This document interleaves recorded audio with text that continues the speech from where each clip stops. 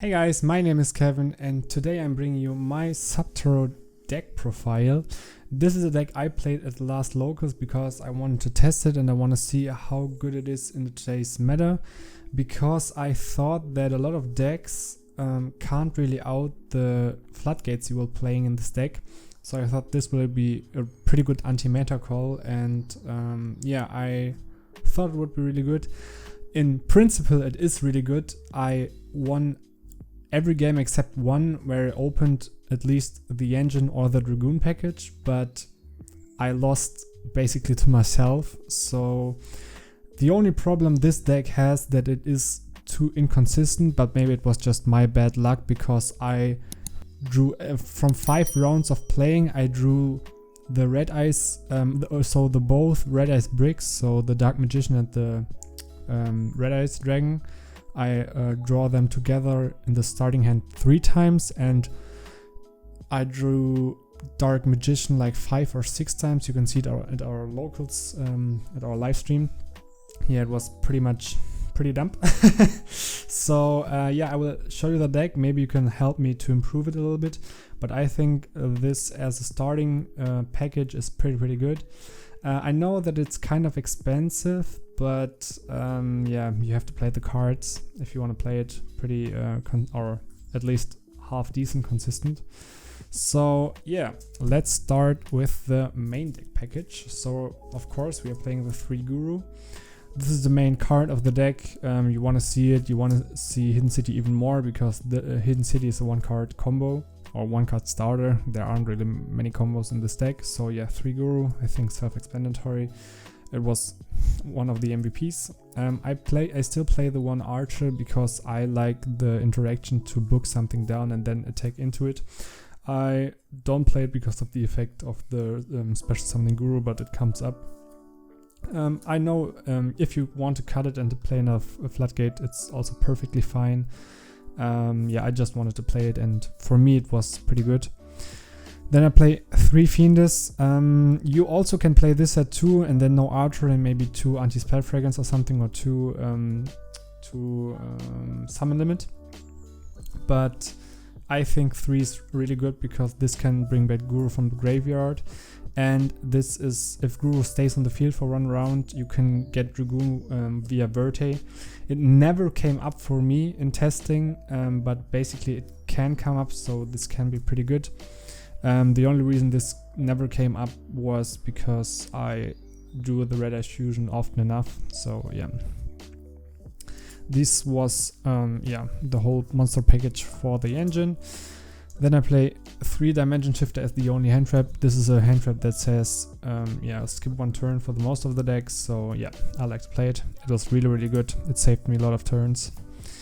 And then the bricks, I drew them way too much. I don't know.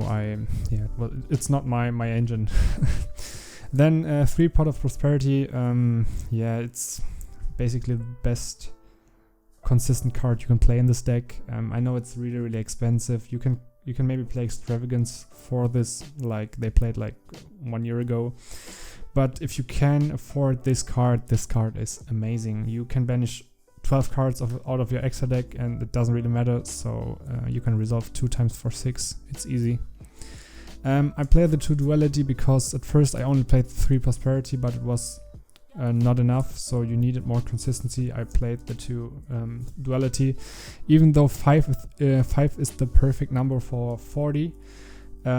It's so if you play 5 pots in 40 cards, your percentage to draw one of the pots is like 90% or something.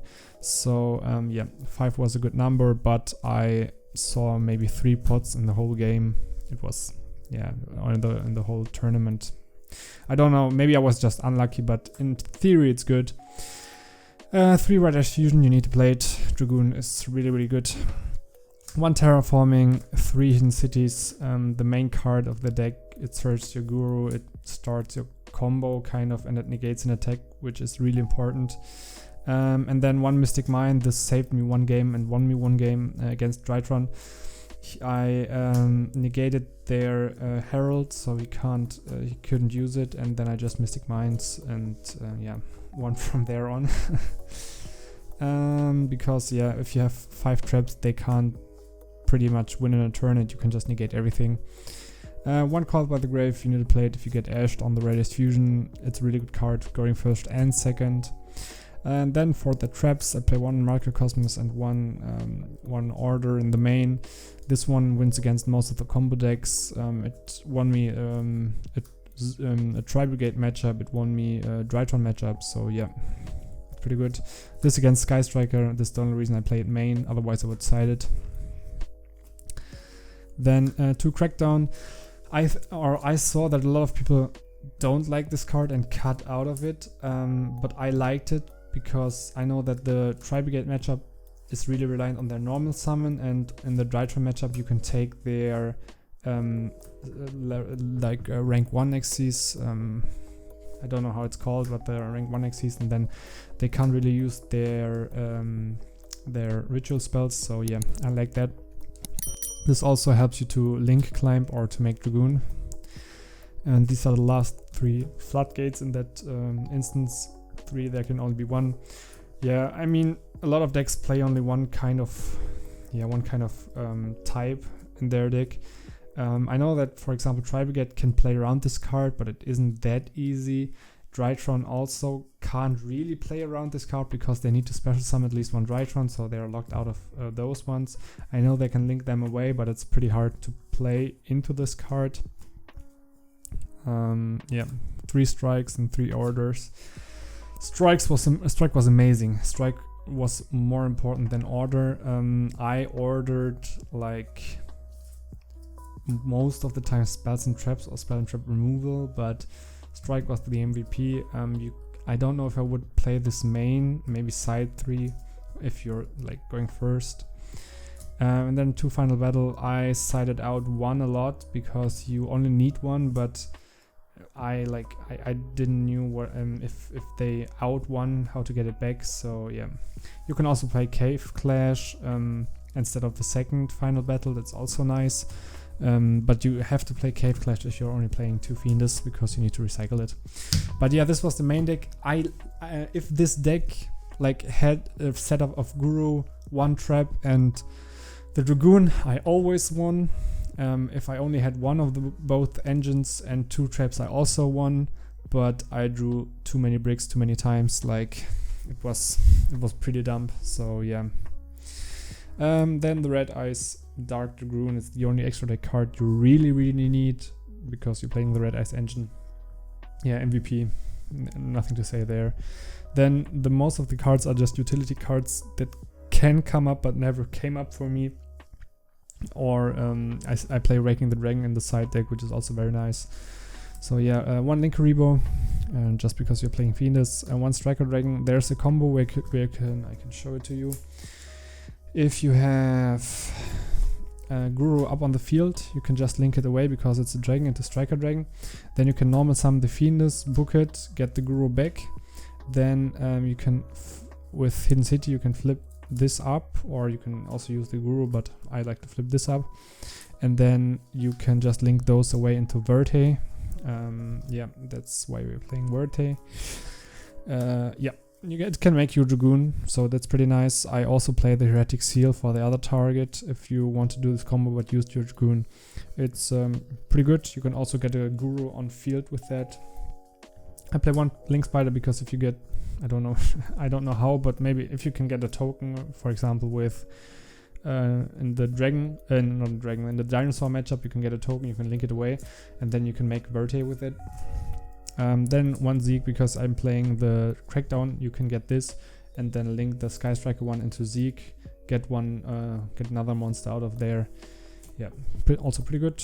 Then Unicorn, also just for utility. Ningirsu, also utility. Evermax. These are just cards you want to link with Crackdown. These are mainly the Waking the Dragon targets in the game 1. I always banished those for prosperity if I drew it.